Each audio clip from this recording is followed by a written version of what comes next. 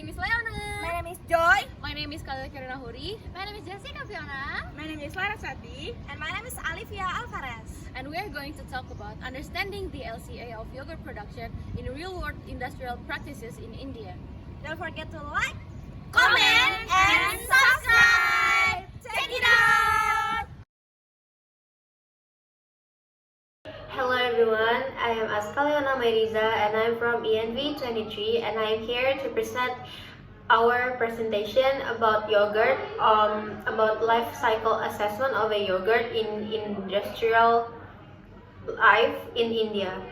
So I want to explain about the abstract, especially the objectives of our study is that to identify the assessment of yogurt or dahi production and to evaluate the consumption of natural resources and to analyze the life cycle assessment from the yogurt or dahi production.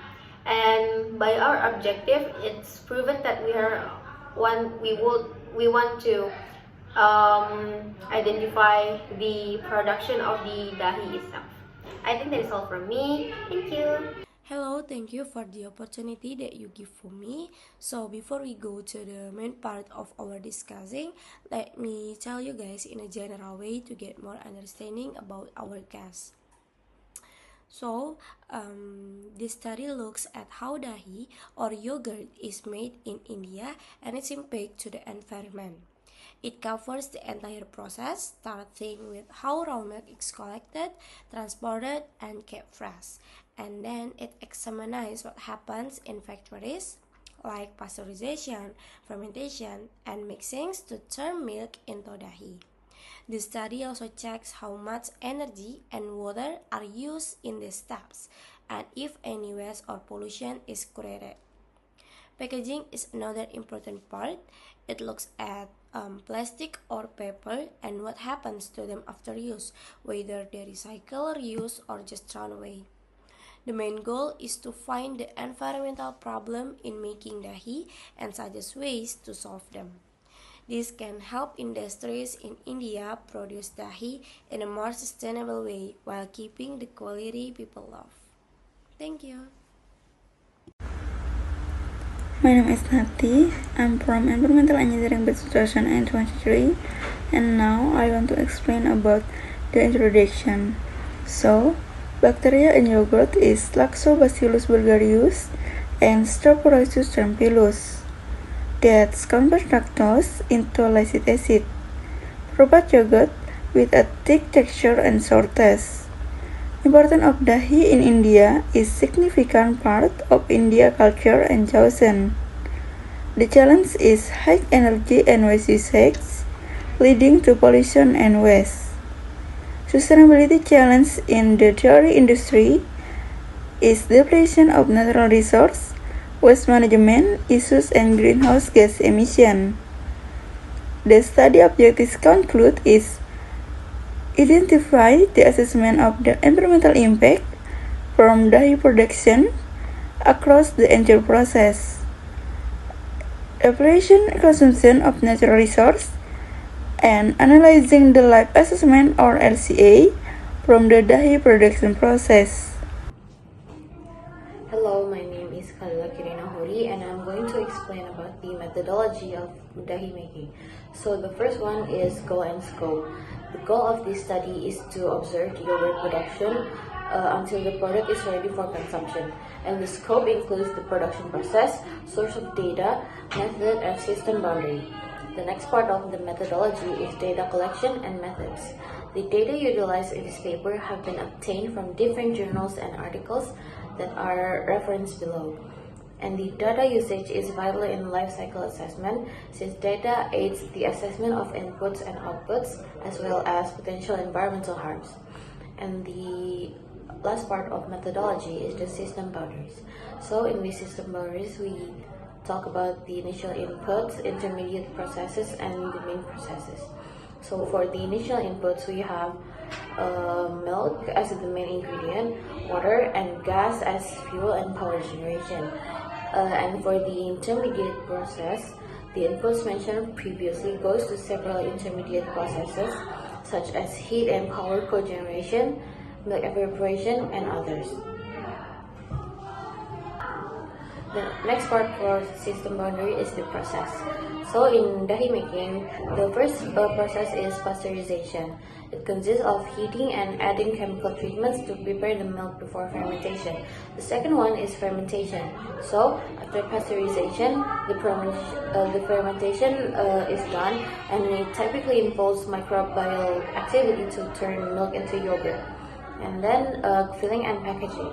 After the milk turns into yogurt, it is then filled into the container and then packaged to be prepared for cooling. Next, cooling process is done after the yogurt is packaged. It is done to maintain the quality of the yogurt before distribution.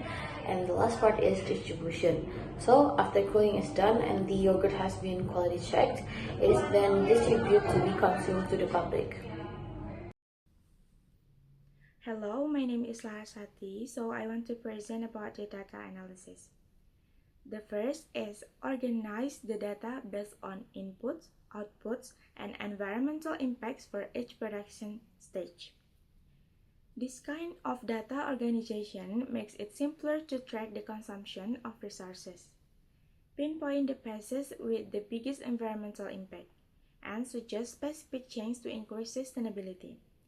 By offering a thorough understanding of the manufacturing process, this method assists stakeholders in making well-informed decisions that maximize resource utilization and reduce environmental harm. The second one is assign quantitative values. This phase is essential because it makes it possible to compare stages directly, identifying the processes that utilize the most resources or are most detrimental to the environment. Additionally, quantitative values provide a baseline for evaluating the efficacy of any suggested enhancements, like water recycling system or energy efficiency initiatives. By allocating these values, we convert qualitative observation into useful information that support thorough analysis and well-informed. Okay, the next one is comparing resource use and environmental impacts across production stage. As you can see in the bar diagram, demonstrate how much energy, water, emissions, and waste are produced at each stage of the dye production process. The energy consumption the highest during the cooling phase in the dark blue color, and then the largest volume of water is used in the processing of milk in light blue color. In the beside, the circle diagram, this illustrates each stage percent contribution to overall emission kilogram CO2e. The biggest portion of emission are caused by cooling and storage is 31.6%. Okay, so the next one is the cumulative impacts.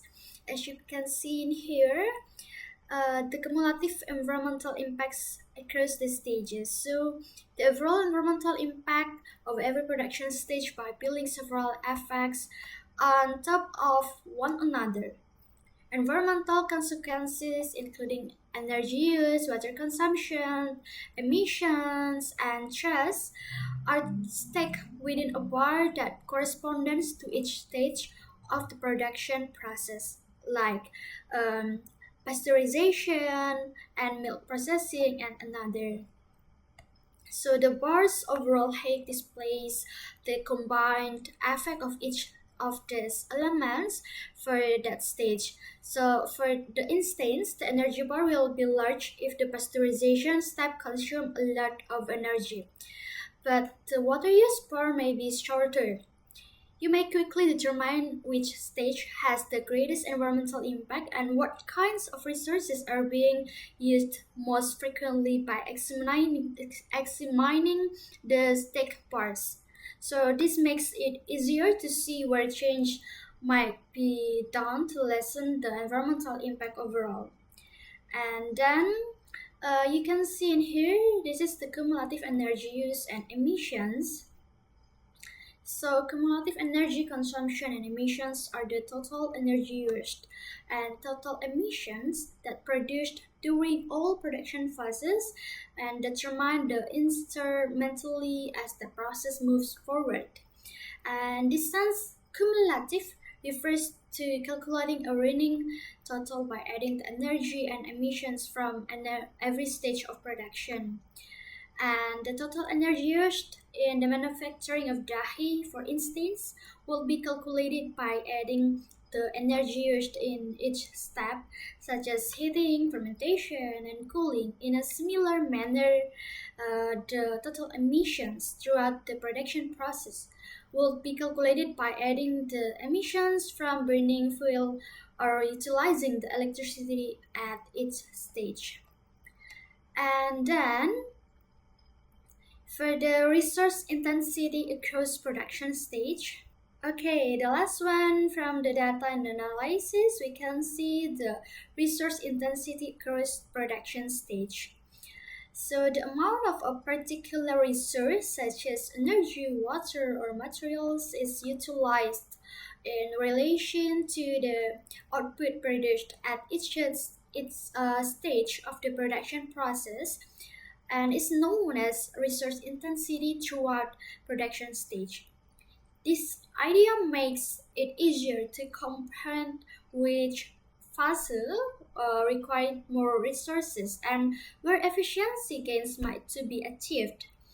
And for instance, some steps in the manufacturing of dahi, like pasteurization or refrigeration, might take more energy or water than other steps, like fermentation. It's making them more resource intensive. And we can calculate the quantity of water or energy utilized per unit of product generated and each stage by measuring resource intensity. We can focus on particular phase for enhancements by examining resource intensity, such as lowering energy use during cooling or figuring out the methods to recycle water throughout production. And this method lowers expense and the impact on the environment while optimizing resource use and increasingly the sustainability of the manufacturing itself. So the result and discussion about the result is the life cycle assessment LCA of the hay production in India identified significant environmental impacts in the K stage of production. Pasteurization and cooling were the most energy intensive step, with the cooling consumption the most energy to maintain product quality. Milk processing used the most water, highlighting the dairy industry and heavy water usage. So the packaging generates considerable waste, including pollutants and the non-recyclable materials together. Pasteurizing, cooling, and the packaging were the main contributors to greenhouse gas emission, energy use, and the waste water consumption. Okay, so the discussion about packaging waste is packaging generates significant waste include pollutants and the non-recyclable materials. And so the pasteurization, cooling, and the packaging are the primary contributors to greenhouse gas emission, energy consumption, water usage. Life cycle assessment of dahi. The study on the LCA of dahi production in India highlighted key environmental impacts across all stages of raw material to packaging. So the water intensive phase. First, milk processing was found to be the most water intensive phase in dahi production. And two, this highlight the dairy industry, heavy. Okay, after we review together and study more about our case, we found that pasteurization and cooling is the main cause of environmental problems in the hay production. Why? Because pasteurization requires a lot of energy for heating and cooling used to keep the yogurt fresh. It means it can be produce the most greenhouse gas emissions.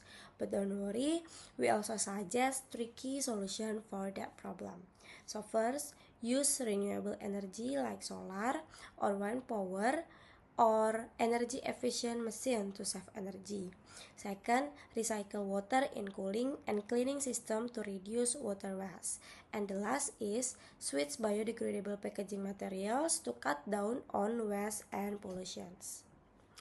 The study also highlights the importance of teamwork among factories, the government, and the research to make this change happen.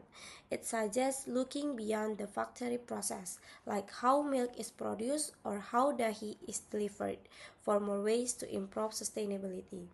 By focusing on the most wasteful step, pasteurization, cooling, and packaging, India's dairy industry can reduce its environmental impact while staying profitable.